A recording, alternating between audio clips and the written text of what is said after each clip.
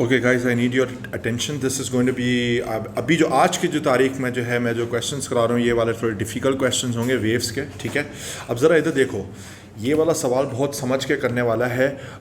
Do you guys want to give it a shot? पहले करना चाहोगे? एक दफ़ा अपने आप को सैचुरेट कर लो ना, तो फिर उसके बाद अगर मैं सॉल्व करूँगा तो फिर ज़्यादा क्लैरिटी होगी इसके अंदर. मैं फ़िलहाल पॉज कर रहा हूँ ताकि आप लोग इसको करो, सॉल्व करो इसको पहले. अच्छा, listen to me very carefully. मेरे पास कहता है a plane wave of amplitude A is incident on a surface of area S placed so that it is perpendicular to the direction of the travel of the wave. यानी इसने मुझे कहा है कि मेरे पास जो है, ज़रा इधर देखना, listen to me very carefully. एक सरफेस एरिया है, उसका इसने जो है उससे एस से रिप्रेजेंट किया है. ठीक है, I have a surface area S. ठीक है, लेट दिस बी एस. ठीक है, ये एस है मेरे पास, और मुझे कहता है a plane wave of amplitude ए, एक प्लेन वेव है मेरे पास, एम्पलीट्यूड उसका ए है, और वो 90 डिग्रीज पर आकर इस सरफेस पे आके हिट करती है. ये मेरे पास पहली चीज़ है. इसका एम्पलीट्यूड शुरू में ए है. अग्रीड, यहाँ तक पहुँच गए हम लोग. ठीक है, फिर मुझे ये कहता है the energy per unit time. अब अगर आप इसको गौर से देखो, एनर्जी पर यूनिट टाइम का मतलब क्या होता है? बेसिकली पावर होता है.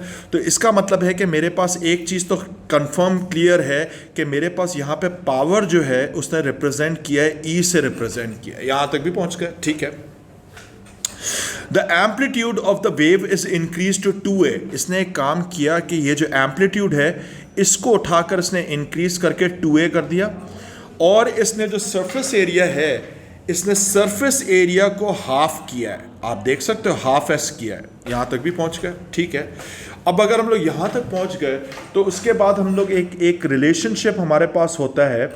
वो रिलेशनशिप ये है कि हमारे पास जो है, जो हमारे पास इंपॉर्टेंट रिलेशनशिप्स हैं वो ज़रा देख लो इधर, अपनी आँखों से देख लो कि भाई हमारे पास होता है intensity I is equal to power. Actually हमारे पास, पहले मैं इसको वर्ड्स में लिखना चाह रहा हूँ, हमारे पास होता है intensity is equal to power per unit area. होता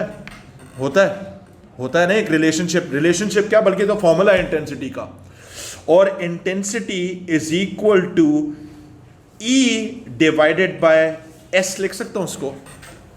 सही है, ये पहले वाले केस के लिए था. यहां तो पहुंच गए हम लोग. ठीक है, उसके अलावा हमारे पास एक और इंपॉर्टेंट रिलेशनशिप है जो कि बहुत ही इंपॉर्टेंट है. वो ये है कि intensity is directly proportional to amplitude square. ये होता है. अच्छा, इसने क्या किया है कि एम्पलीट्यूड को 2 टाइम्स भी किया है. तो मैं एक काम कर सकता हूं कि मेरे पास जो है new intensity I new is directly proportional to 2a का होल स्क्वायर लिख सकते हैं इसको. यानी मेरे पास हो जाएगा आई न्यू इज डायरेक्टली, बल्कि इज इक्वल टू, डायरेक्टली मैं कर रहा हूं इसको, मैं कर सकता हूं 4i कर सकता हूं इसको. मैंने डायरेक्ट किया है. आई एम अज्यूमिंग कि आप जो है इसको दोनों इक्वेशंस को डिवाइड करके इधर तक पहुंच सकते हो आप 4i तक. प्लीज टेल मी हाँ या ना. यहां तक तो पहुंच गया. ठीक है, अच्छा फिर ये हो गया हमारे पास, यहां तक तो पहुंच गया. अब मैं एक काम करता हूं, मुझे बोलता है how much energy per unit time reaches the surface area. मुझे न्यू ई निकालना है. सही है, ऐसा ही है. क्या मैं इसको ऐसे कर सकता हूं? इधर देखो, लिसन. ओरिजिनल इक्वेशन जो थी वो ये थी या नहीं थी. क्या मैं इसको ऐसे लिख सकता हूं कि मेरे पास इस बार जो इंटेंसिटी हुई है वो कितनी हुई है? 4i हुई है. 4i is equal to E new और डिवाइडेड बाय मेरे पास जो s जो है उसको क्या किया इसने? हाफ एस किया. तो सरफेस एरिया को इसने हाफ किया, तो हाफ एस लिख दूं इधर. यहां तक पहुंच गए. अगर हम लोग यहां तक पहुंच गए तो इसका मतलब है कि क्या मैं इसको ऐसे लिख सकता हूं? ई न्यू इज इक्वल टू, ये हो जाएगा 4i multiplied by half S लिख सकते हैं इसको. यहां तक भी पहुंच गए. सो इसका मतलब है कि at the end of the day E new is equal to 2 times I S. यहां तक पहुंचे. अब एक चीज रियलाइज करो कि ई खुद जो इधर गिवन है वो किसके बराबर है? आई एस के बराबर है. तो इसका मतलब है कि E new is equal to 2 times E. और ये बहुत मुश्किल सवाल था, आपके सामने करके दिया है मैंने. सही है, ये मैंने करके दिया, मैं दोबारा करके दे रहा हूं एक दफा. मैं सारा रिपीट कर रहा हूं. ठीक है, मैं यहां पे इसको पॉज कर रहा हूं. मैंने करवा तो दिया, मैं दोबारा एक दफा समझा रहा हूं. गाइस, सो मैंने इसको दोबारा भी एक दफ़ा सॉल्व करके आपको बता दिया, तो इसका आंसर मेरे पास आ रहा है 2E आ रहा है। Although this is a difficult question but let's move to something that is manageable, pretty much manageable. मुझे कहता है the frequency of a certain wave is 500 hertz, okay, यहां तक भी पहुंचे, and its speed is 340। Normal हमारे पास सवाल चल रहा है। फिर ये मुझे कहता है what is the phase difference between motions of 2 points on the wave 0.17 metres apart. अच्छा, फेज डिफरेंस निकालना है मुझे एक ही वेव पर। अच्छा, सबसे पहली चीज है, मैंने आप लोगों को एक फेज डिफरेंस का फॉर्मूला कराया था, वो ये है आपके पास, phase difference is equal to distance between 2 points. अगर डिस्टेंस मैंने लिखा है तो डिस्टेंस बिटवीन 2 पॉइंट्स, अगर मैंने डिस्टेंस रेफर किया है तो डिवाइडेड बाय वेवलेंथ होगा। Wavelength multiplied by 2 pi radiance, ये आपके पास फॉर्मूला है। क्या अब आप कर सकते हो उसको? ये मैंने सारा आपको फॉर्मूला भी दे दिया है। Can you try this question out? मैं तो कर। अच्छा, ये हमारे पास था, डिस्टेंस आपके पास गिवन है बिटवीन 2 पॉइंट्स, ये हमारे पास है, सिर्फ मुझे वेवलेंथ निकालनी थी, तो मैं यहां पे वेवलेंथ इसकी निकाल रहा हूं। ये देख लो, v is equal to F lambda लगा है। सो मेरे पास स्पीड गिवन है 340 और मेरे पास जो इसकी फ्रीक्वेंसी है 500 गिवन है। You can see that. मैंने इसकी निकाली वेवलेंथ, तो ये आ रही है 340 डिवाइडेड बाय 500, लिख सकता हूं इसको। यहां तक पहुंच गए? ठीक है। अच्छा, अब ये तो आ गया लैम्डा, सही है। अब जो भी इसकी वैल्यू आ रही है, मैं अब इसमें सारी इनपुट कर रहा हूं। डिस्टेंस बिटवीन 2 पॉइंट्स कितना गिवन है? वो आपके पास 0.17 डिवाइडेड बाय वेवलेंथ 0.68, यहां तक पहुंचे, और मल्टीप्लाइड बाय इसको 2 पाई कर दूं, 2 पाई रेडियंस, तो ये आ जाएगा 1/2 pi radians, which is actually equal to π/2 radians. सही है। तो इसका आंसर कौन सा रहा है? बी। सही है, ये भी हो गया। ये एक और सवाल है, क्वेश्चन नंबर 3, जरा इसको रीड करो। The diagram shows an experiment which has been set up to demonstrate 2 source interference using microwaves of wavelength lambda. यहां तक पहुंचे? ठीक है। The signal, the detector is move from O. हमारे पास यहां पे एक डिटेक्टर है, you can see this detector. इसने क्या किया, इस डिटेक्टर को पकड़ा है और इस डिटेक्टर को उठाकर ऊपर की तरफ मूव किया है। यहां तक बात समझ में आ रही है? तो पहले यहां पे था, अब इसको उठा के इधर तक मूव किया है, यहां तक तो पहुंच गया। ठीक है। The detector is move from O in the direction of the arrow, we can see that. The signal detected decreases until the detector reaches the point X. यानी हमारे पास क्या हो रहा है कि ये सिग्नल जो है ये डिक्रीज होता जा रहा है, डिक्रीज होता जा रहा है, डिक्रीज होता जा रहा है, जब तक यहां तक पहुंचे हम लोग। ठीक है। यानी ये डिक्रीज होते होते आई थिंक मैक्सिमम डिक्रीज हो गए यहां पर आकर। ये बात समझ में आ गई? अच्छा, फिर ये कह रहा है and then starts to increase again as the detector moves beyond X. यानी मेरे पास इससे आगे जाते हैं तो हमारे पास सिग्नल इंक्रीज होता जा रहा है, इंक्रीज होता जा रहा है। अब जरा सुनो, टेक्निकली अगर देखा जाए तो this is a double slit experiment.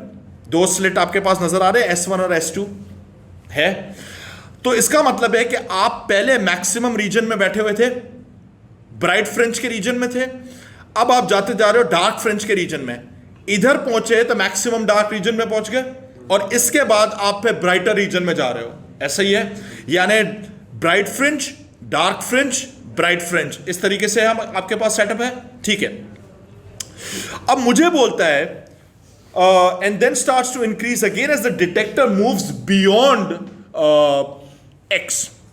Which equations correctly determines the position of x? अब जरा सुनो, सबसे इंपॉर्टेंट चीज ये है कि मेरा आप लोगों से सवाल है, जहां पे ब्राइट फ्रिंज बनता है उधर मेरे पास पार्ट डिफरेंस क्या होता है? होल नंबर ऑफ लैम्डा या odd number of half lambda होता है? होल नंबर ऑफ लैम्डा होता है। सही है, यहां तक पहुंच गए। तो इसका मतलब है कि अगर मैं इधर हूंगा या मैं इधर हूंगा तो होल नंबर ऑफ लैम्डा होना चाहिए, राइट? ऐसे ही होना चाहिए। तो अब सबसे इंपॉर्टेंट चीज है, इसका मतलब है कि मुझे इसके अंदर जो वैल्यूज गिवन है OX इज इक्वल टू λ/2, ये तो नहीं हो सकता हमारे पास, ये पार्ट डिफरेंस तो नहीं है OX। ये B भी नहीं हो सकता, ये भी पार्ट डिफरेंस नहीं है। अब जरा इधर देखो, सी ऑप्शन जरा देखो, सी में है S2 यहां से लेकर यहां तक लेंथ है, और इसको इसमें जब माइनस किया तो मेरे पास एक पार्ट डिफरेंस आ रहा है। तो ये पार्ट डिफरेंस जो है मेरे पास odd number of half wavelength आ रहा है, यानी 1 मल्टीप्लाई बाय 1/2 आ रहा है, आपके सामने है। तो इसका मतलब है ये हो जाएगा λ/2। सही है। अच्छा, मेरा एक सवाल है, यहां पर मेरे पास पार्ट डिफरेंस आ रहा है λ/2, ठीक है, इसका मतलब है सी तो आंसर है। अब मैं आपसे पूछता हूं कि सपोज करो कि मैं इधर पहुंचा, इधर से लेकर इधर पहुंचा, जहां पे अगेन मेरे पास डिस्ट्रक्टिव इंटरफेरेंस हो रही है, उधर मेरे पास ये पार्ट डिफरेंस कितना होगा? 3/2 लैम्डा। समझ गए? जी बेटे। बेटे OX का मतलब होता है लेंथ, OX लेंथ होती है, O मल्टीप्लाई बाय X नहीं होता। मैथ्स तो की होगी ना आपने, AB अगर लिखा होता है तो AB लेंथ होती है। अगर मैं OX करता हूं यहां से लेकर यहां तक तो मेरे किसी काम का ही नहीं है, ये तो यहां पे फ्रिंज सेपरेशन आ रही है, हाफ फ्रिंज सेपरेशन आ रही है मेरे पास। सही है, ये मेरे किस काम का? ठीक है, ये हो गया, मुश्किल सवाल था मानता हूं। अच्छा, फिर उसके बाद जो है आप लोग एक क्वेश्चन जरा ट्राई करोगे, ये वाला तो चलो हो गया, मैं 1 मिनट देख रहा हूं। अब आपके पास एक सवाल है, क्वेश्चन नंबर 33। क्या आप लोग ये खुद कर सकते हो? इंटेंसिटी बेस्ड क्वेश्चन है, गिव इट अ शॉट। देखो, a health inspector is measuring the intensity of a sound near a loud speaker, his meter reading records an intensity I। अच्छा, this corresponds to an amplitude A of the sound wave. यानी अगर मैं सिर्फ इधर तक read करूं question को, सही है, अगर मैं इधर तक सिर्फ रीड कर रहा हूं तो क्या मैं इधर लिख सकता हूं intensity is directly proportional to A²? यहां तक तो पहुंच गया, ठीक है, okay. At another position the meter reading gives an intensity of 2I। Okay, तो इसने मुझे बोला है 2I इधर किया, ये भी लिखा मैंने, it is directly proportional to amplitude की जगह पर मैं लिख सकता हूं इधर, इसने मुझे बोला है what is the corresponding sound wave amplitude. अब मुझे एम्पलीट्यूड निकालना है, तो क्या मैं इधर लिख सकता हूं A न्यू का होल स्क्वायर लिख सकते हैं इधर? ये कर सकते हैं, यही किया है मैंने, क्योंकि ये अननोन था मेरे पास। सही है। अब आपके पास जो है, अब मैं एक काम कर सकता हूं, मैं थोड़ा सा जूम इन कर रहा हूं इस सवाल को, इधर देखो, जूम इन कर दिया क्योंकि मेरे पास 2 इक्वेशंस तो आ गई हैं। अब मैं इसको ऐसे लिख सकता हूं, इधर देखो, डिवाइड कर दूं दोनों इक्वेशंस को, तो ये हो जाएगा I/2I is equal to A² over A new square. यहां तक पहुंच गए?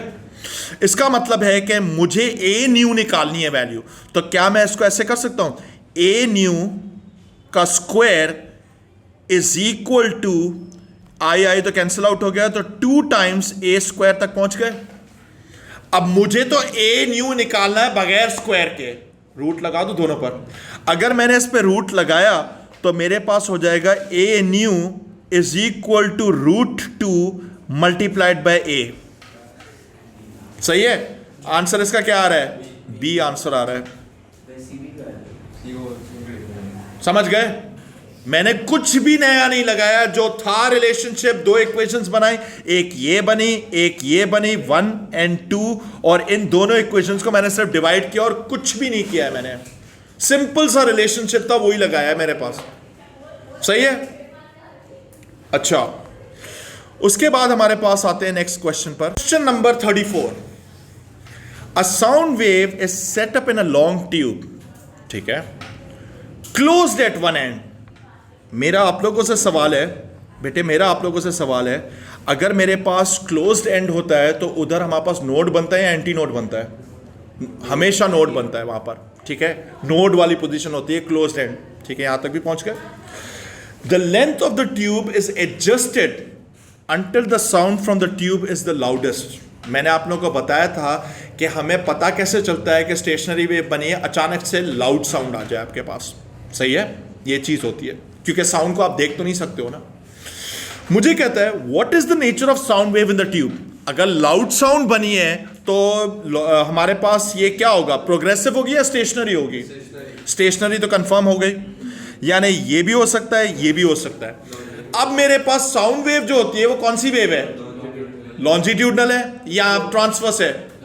Longitudinal straight away. तो बी आंसर हो गया। ये तो आसान था सवाल, ठीक है, ये हो गया। ओके, इधर देखो, ये वाला क्वेश्चन अब मैं सॉल्व करता हूं, ठीक है।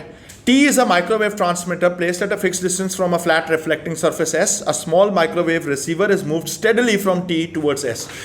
यानी मेरे पास एक ट्रांसमीटर है, इसको मैंने रिसीवर है, एक रिसीवर है, इसको मैंने उठाया, इधर से इसको मूव किया, तो मेरे पास जो है आपके पास सिग्नल्स आ रहे हैं, maximum minimum, maximum minimum, maximum minimum.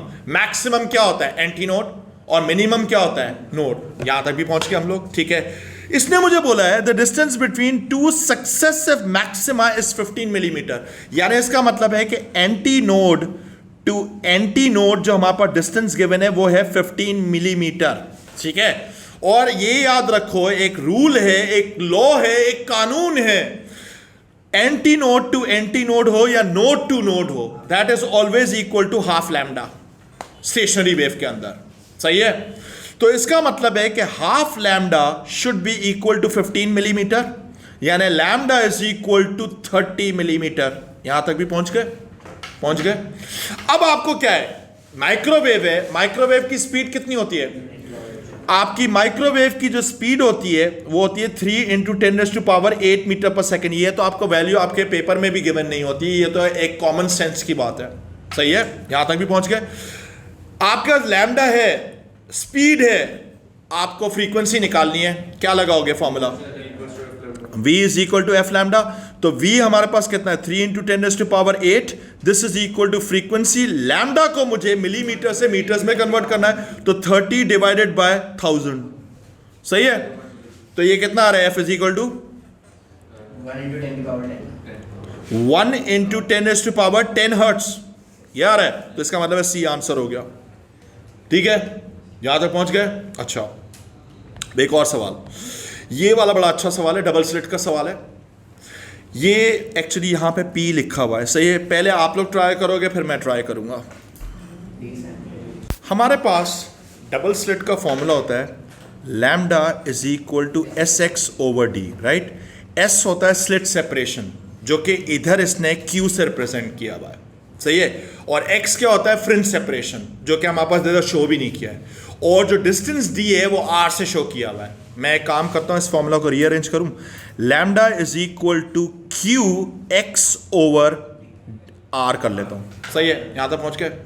अब एक चीज तो जाहिर हो गई कि P का कोई असर ही नहीं है, सही है। यहां तक भी पहुंच गए। मुझे बोलता है which change to the apparatus will increase the fringe separation। मेरा टारगेट ये है कि मेरे पास ये चीज बढ़नी चाहिए, ये मेरे पास बढ़नी चाहिए, ठीक है।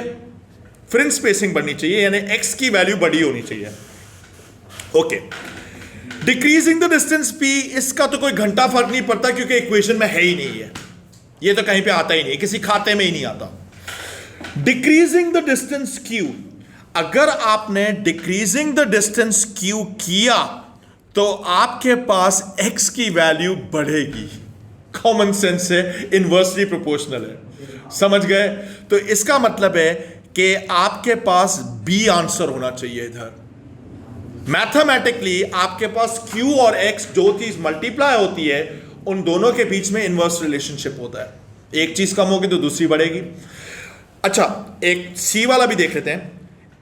डिक्रीजिंग द डिस्टेंस r, अगर आपने r को डिक्रीज किया तो यहां पर दोनों डिवाइड हो रहे हैं, तो इनका डायरेक्ट रिलेशनशिप होगा। अगर आपने r को डिक्रीज किया तो x भी डिक्रीज हो जाएगा, विच फ्लॉप्स। लास्ट ऑप्शन है decreasing the lambda of the light. बेटे लैम्डा को अगर आप कम कर रहे हो तो फिर तो शर्म की बात होगी कि x कम हो रहा होगा, x बढ़ाना है। So only B is correct. B किसने दिया था सही जवाब? Dua is making a serious effort, ठीक है। ये भी हो गया। खैर, question number 44। Light of wavelength 700 nanometre is incident on a pair of slits forming fringes 3 millimeters apart on the screen। ठीक है, यहां तक पहुंच गए। इसका मतलब है lambda is equal to S X over D होता है, ठीक है। लैम्डा की वैल्यू इधर हमारे पास है 700 नैनोमीटर, में यूनिट लिख लेता हूं, ठीक है। क्या पता मैं कन्वर्ट करना पड़े या क्या पता जरूरत ही नहीं पड़े।